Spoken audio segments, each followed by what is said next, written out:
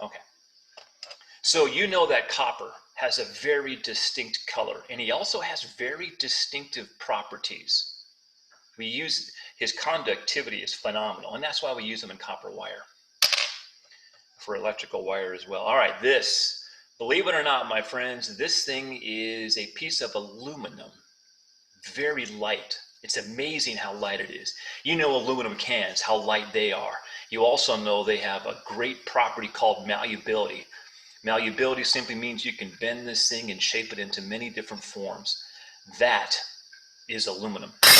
But you can already tell there is a difference between copper and aluminum. Just look at the color. Right off the bat, this is very unique. It has a color to it. This one, very, very shiny silver, very malleable. And then I found, this baby. Then I found this piece of iron, very heavy. It's actually changing color. It's beginning to react with the moisture in the air, starting to rust. It is a different silver color than aluminum. Okay? So the question becomes, what makes these guys different from each other? Why does this copper have this color? What is inside copper that makes it different than aluminum and iron? Okay, here it comes. We're going to take a look at the atomic structure. So here is your topic number 3, and it is atomic structure. Yeah, you know as well as I do, there is something going on inside these elements that makes them different. And the nice thing is, you guys already know what's inside. And I'm talking about inside an atom. If I was to grab just one atom of aluminum, one atom of iron, or one atom of copper, and if I was able to look inside, I could see the difference. Okay? First and foremost,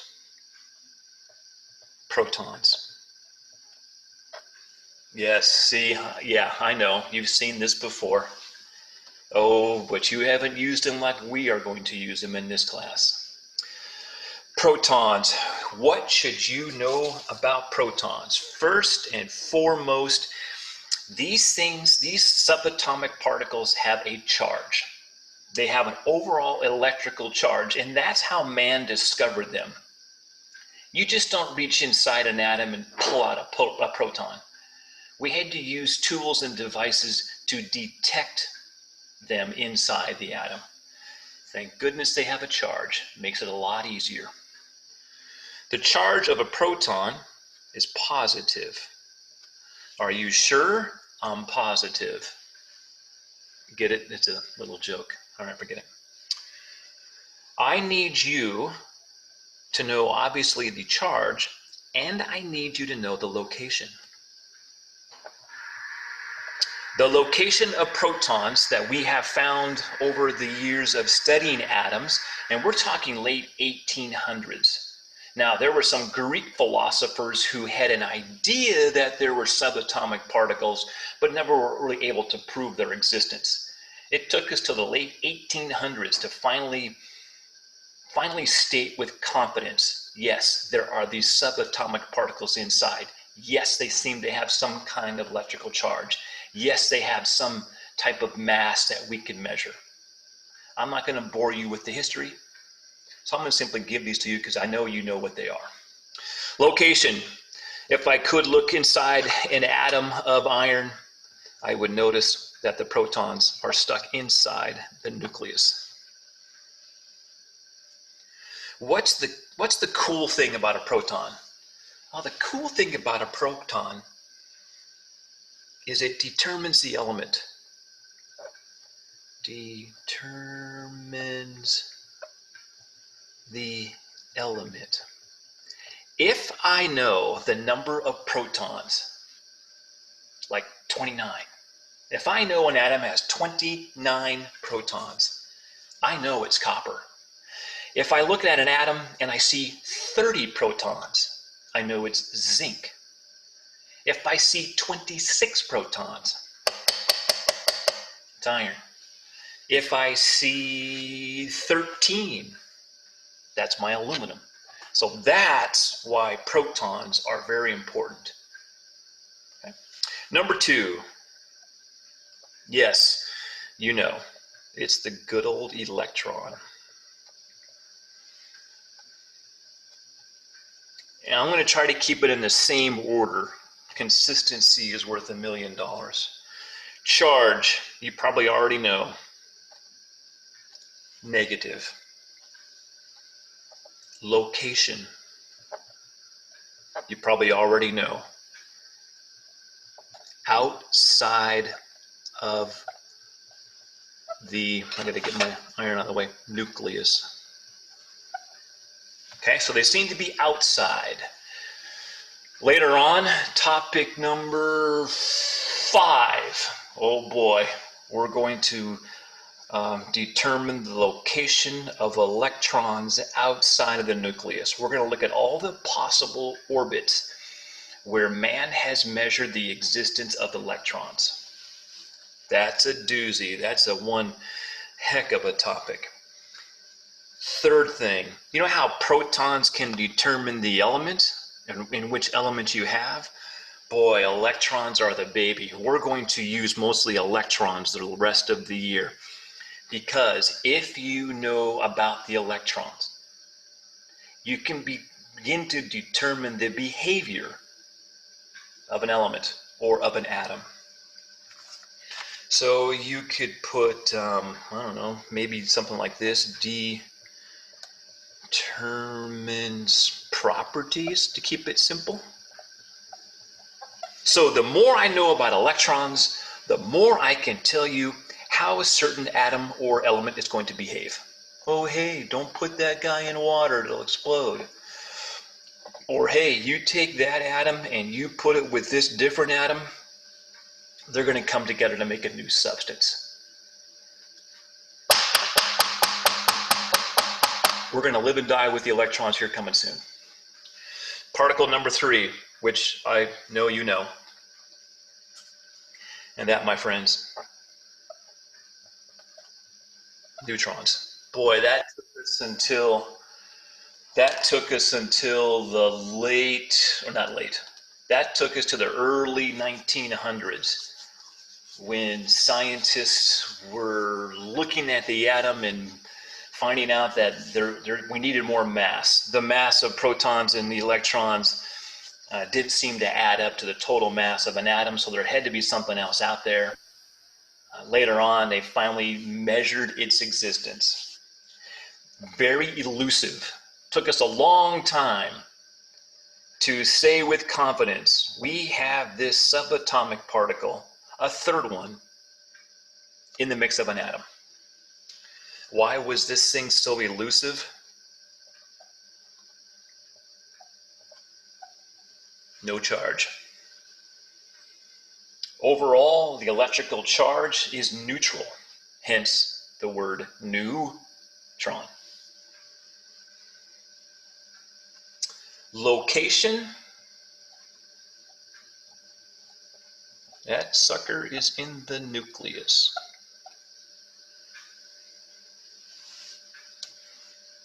And that's all I'm going to give you. That's all we need. You've got the big 3. You know about their electrical charge. You know their location. And then we've got these 2 special guys that help me determine the element or atom I have. And then the electrons determine how things behave. If those 3 change, and in chemistry, we have to keep track of all those things, there has to be a nice little system or table that we can use to keep track of protons, neutrons, and electrons. And your number 1 tool that I want you to use for the rest of the year, obviously, is this table. This table will inform you about the protons, neutrons, and electrons for any atom of an element. I am now going to start taking apart this table. What they have done for you is on that table for each element. Let me do this. Let me do this. They're going to help you identify the protons, neutrons, and electrons for any element. I would, if I were you, simply do this. Just call it periodic table.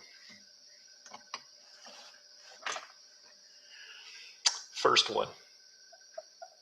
This table, and I love this table, and I hope it comes out like this for you if you can get it into a tab or print it or whatever. Printing, no, is probably not going to be in color, but this thing has some color that they use to help you identify these things. On the table, you're going to find the so-called atomic number.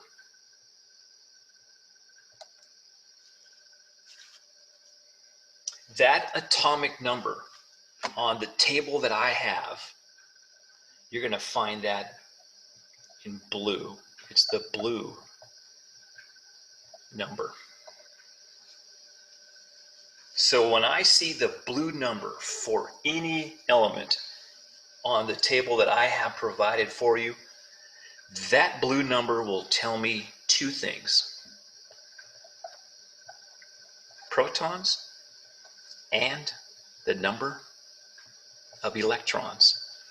Not together as a total, I'm talking individual protons, the total number, and the total number of electrons. The symbol, I told you, chemistry, science, a lot of symbols. The symbol for atomic number is Z. So you'll see Z. Hey, what's Z for iron? You'll have to go look up iron. You'll find the blue number, the atomic number, and then simply say, oh yeah, hey, it's 26. That kind of thing. All right. I hope you can see this. This is the part that worries me. Okay, how close can I get this stupid thing? All right, if you could look at, see now I can't point to it, but if you take a look at like rubidium, you see that 37, and strontium that 38, and that yttrium 39, there my friends lies the blue number, which tells you how close can I get this? That's about it. That tells you the number of protons or electrons. So I know for strontium, in the nucleus, I have 38 protons. Outside of the nucleus, I have 38 electrons. That's how that works. There is another number that you're going to see on that table. And that number, my friends, is called the atomic mass. On the table, that is going to be the red number. Now I know if your table's not in color, how do you know which one's which? Well, the atomic mass is going to have decimals. Maybe you should put that up here. I don't know. Decimal. I'll show you. I'll show you on the table. What does the red number inform you about an atom of an element? Ooh, word this carefully. Protons and neutrons together.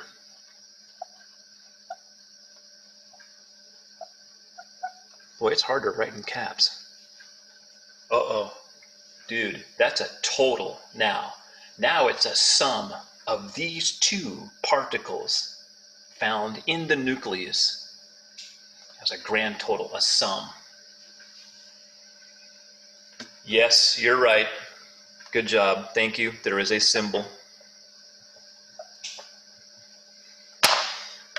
And they simply use the extreme ends of the alphabet So you probably know what the symbol is used for atomic mass. It's A.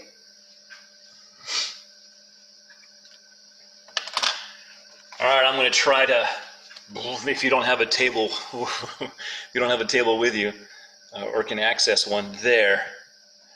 Now, obviously, it's easy with this table. The stupid thing is in color, so it's beautiful and easy. There it is, my friends. If you see, if it's not in color, but if you see decimals, that's going to be your atomic mass. The atomic number never has decimals. Now you're probably wondering, well, wait a minute, how do you get decimals on that? That's because that's an average.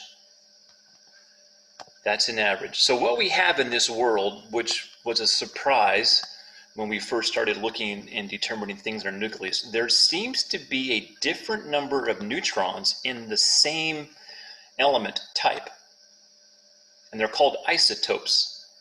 So there could be a yttrium, there could be one yttrium atom that has a different number of neutrons than a second yttrium atom.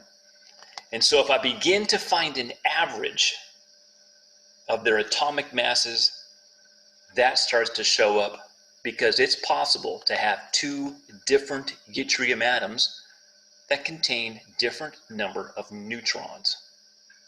They're called isotopes. That is going to be the name of my next cat. Isotope. I think it's a cool name.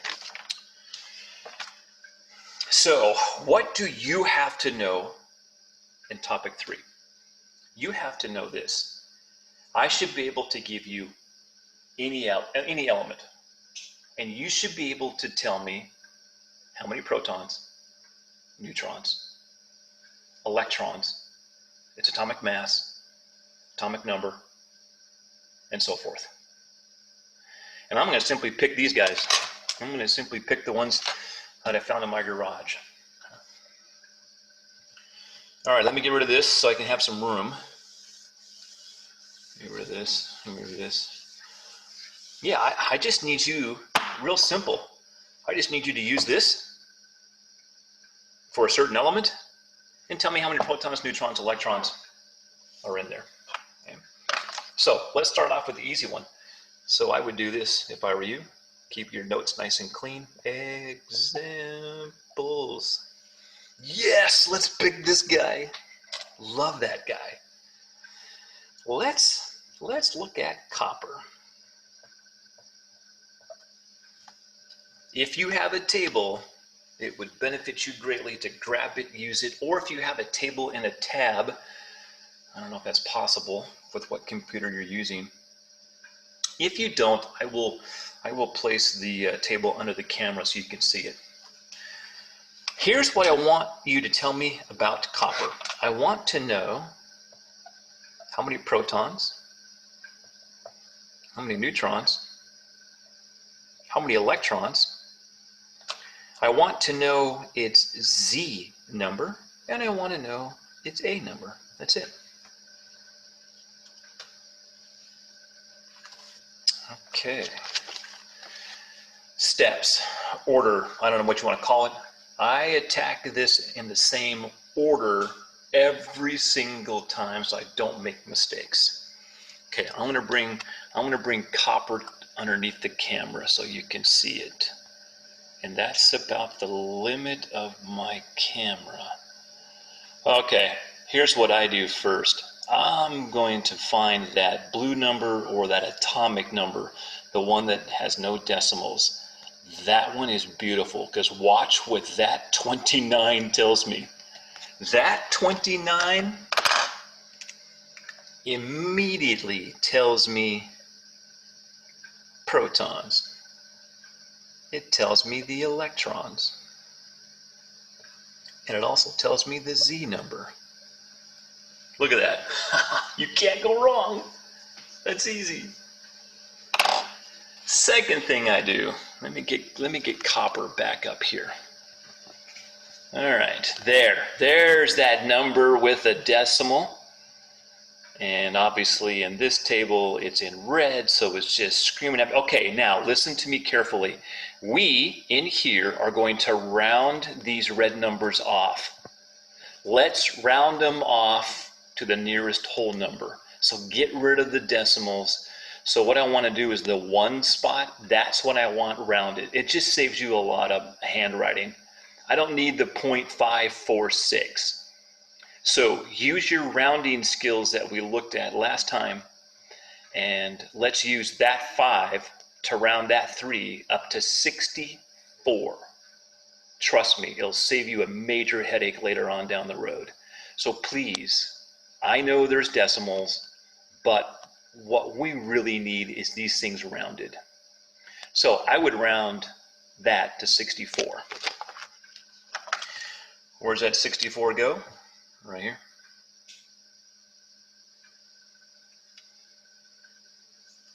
Now, look what's left. That's the little sucker you got to be careful with. Now, I know that this atomic mass number is both neutrons and protons together. I know that this Z number is just protons or just electrons. So if I think about that quickly, all I have to do is subtract the A number from the Z number to get the neutrons. So neutrons requires you to use your calculator. And what I am going to do is to find neutrons, I'm going to take the A number and subtract the Z number.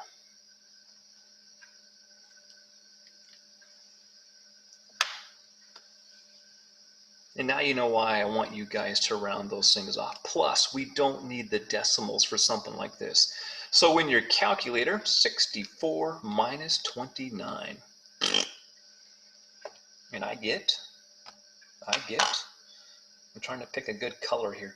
I get 35. Because if you look at this, this Z number, protons. The 64 is protons and electrons. And if I do subtract, the P's cancel each other out, which leaves me with just the neutrons. And then 64 minus 29 is 35. I can grab that guy and put it right there. That's it. Questions?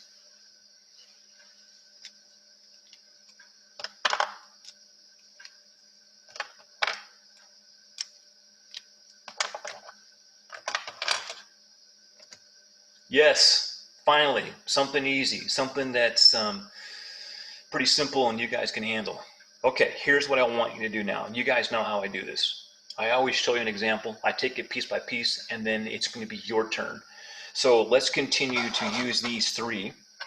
So I want you to find the same 5 things, except now we'll use aluminum and iron. Okay?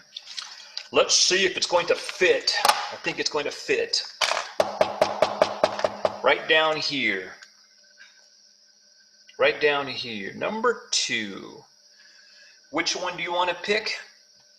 Good. Sounds good to me. Let's pick aluminum. Try to spell that fast 5 times. Aluminum. Aluminum. Aluminum. I know. I didn't say, I said spell. Protons. Neutrons. Electrons. Z. A. Okay, hurry, go. Now, I know you might not have a table in front of you, so here you go. I'm going to put aluminum under the camera. You quickly find the red and the blue number, and that's all you need. And once you have that, you should be done in seconds. Okay, there's aluminum.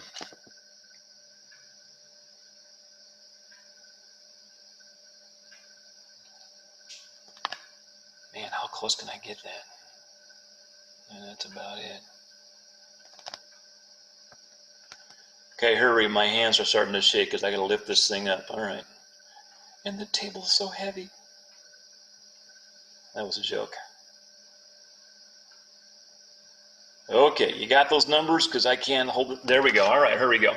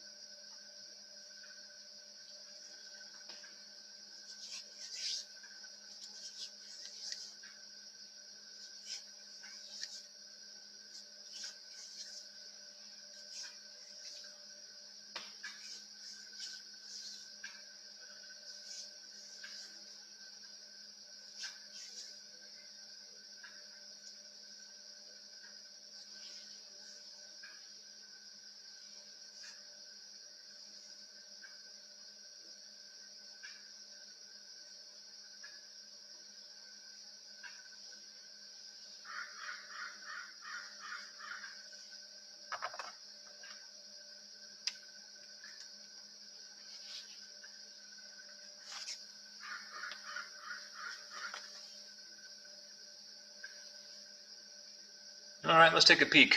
Good old aluminum.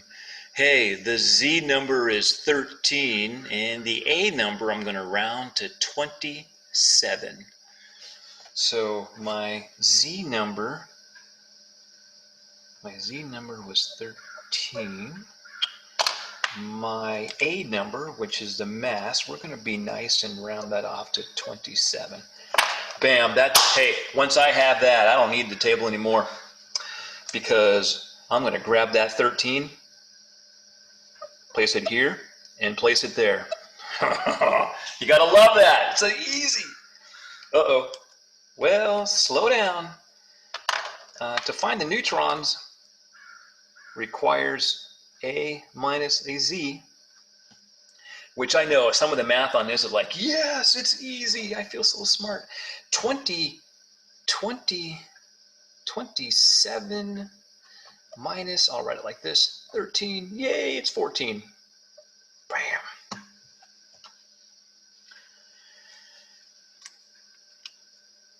Iron. If you have the table in front of you, if you have one out, you can start to locate iron on your own. Symbol is Fe, believe it or not.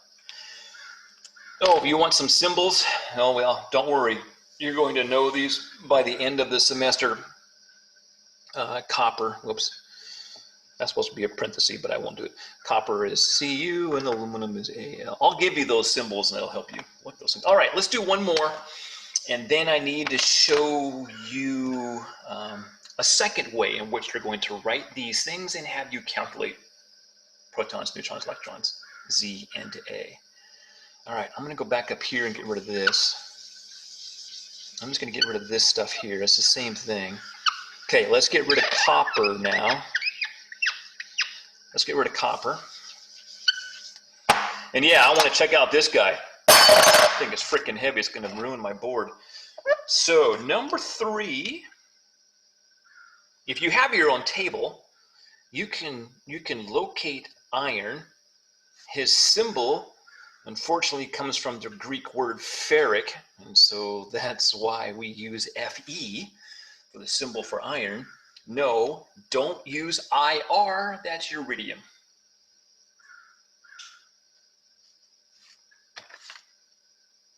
All right, go ahead and go, my friends. Iron, protons, neutrons, electrons, Z and A. And yes, I will. Hang on. If you don't have your table, hey, there he is. Hurry, you got about 5 seconds. I'm taking this thing away.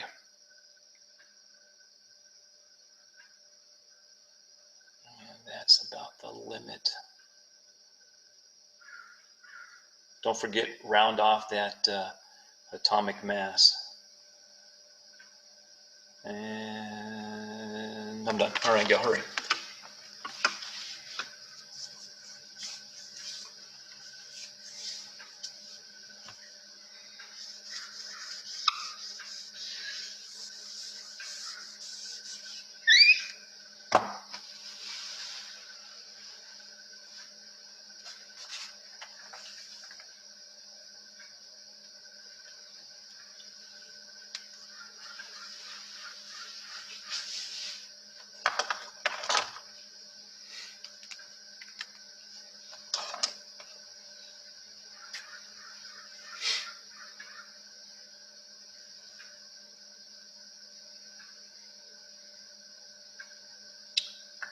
Iron, Z number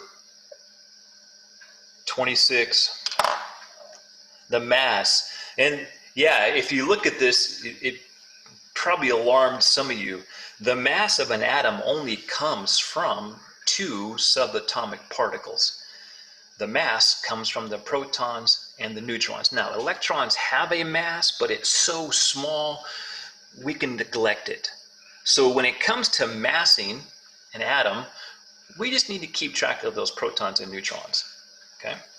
Looks like the atomic mass, when rounded, I got 56. Boy, once I have those two numbers, it's over, and I just love to grab this Z number because I'm going to simply copy it for the protons. If I got 26 positive particles and the overall charge of the atom is neutral, then I have to have 26 negatively charged particles. And the neutron, you always will have some subtraction, and it's going to be 56 minus 26. Oh, I love this kind of math. 30.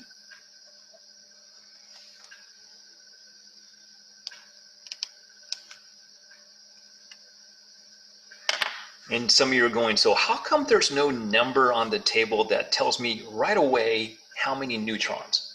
Because there's a number that tells me the protons and the electrons outright. How come no number for neutrons? Neutrons, there seems to be a way in which an atom can change its number of neutrons, but still be that same element. Okay, that probably made no sense. Okay, so watch this. Watch this. It's possible for me to find an iron atom that has a few more neutrons than a different iron atom. So let's say I'm out in the world and I find this really bizarre iron atom that has an atomic mass of 58. Now, the Z, the protons, has to stay 26 because iron can only have 26. If you change that Z number, you don't have iron anymore. So in this really weird iron atom, I know there has to be 26 protons because that's how many are in iron. But the mass can change. So now if I redo my math, I have to put 58 here. And now, obviously 58 minus 26 is 32. So my neutron number changed for this atom of iron, even though all iron atoms have the same number of protons. So that's why on this table, they cannot give you a number that tells you neutrons because they can fluctuate, which creates those decimals because that becomes an average. Okay. Let's see. Hey, here you go. I only need to show you one more thing. Okay, last part. What if you didn't have a table available to you? Could you still figure out protons, neutrons, electrons, atomic number, and atomic mass? And the answer is yes. And what they're going to do is give you an abbreviation. They're going to give you a couple things. So let me just do this. All right, watch what they can do for you if you didn't have a table. So this would be like number 4. So what they can do is do this. They'll give you the element symbol. So I'm going to grab silver now. And they're going to put the atomic number on the bottom. And that, my friends, is your Z value. They'll always put it on the bottom. They will then grab the atomic mass and they'll put it on top. And that's going to be your A number.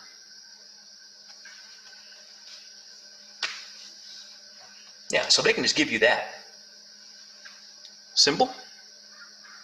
The bottom guy is the Z, the top guy is the A, and that's all you need. Because you could quickly calculate protons, neutrons, electrons, Z, and A. Quickly, you guys, hurry. Give me these 5 things when you're giving this form. Hurry.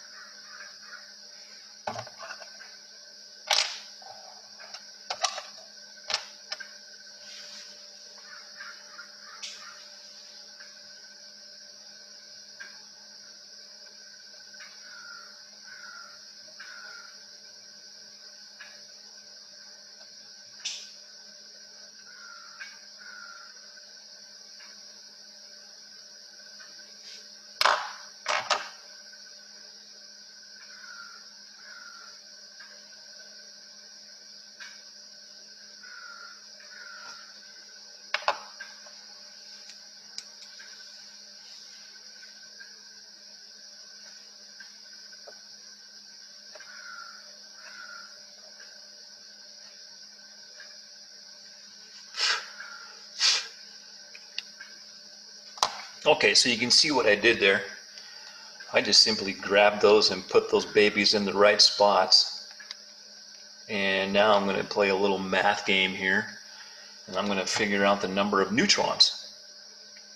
And what the heck is 108 minus 47? 50, 60, 61? 61? I hope my math is right. If not, it's your fault. 61.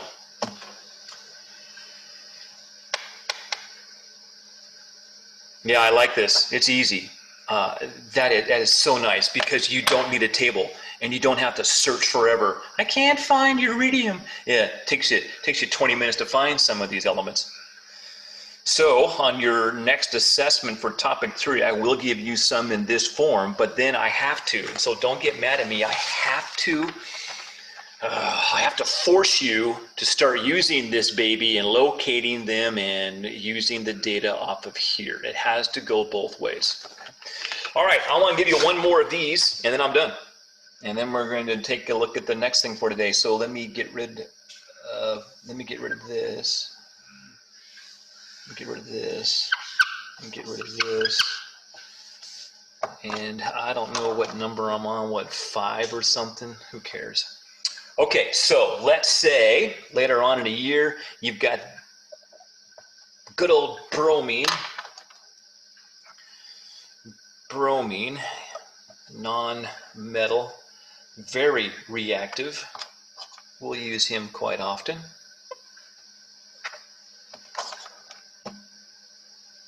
Oh, wait, stop. No, I'm going to change this. And I'll show you why. Just live with it. Okay, go. Go.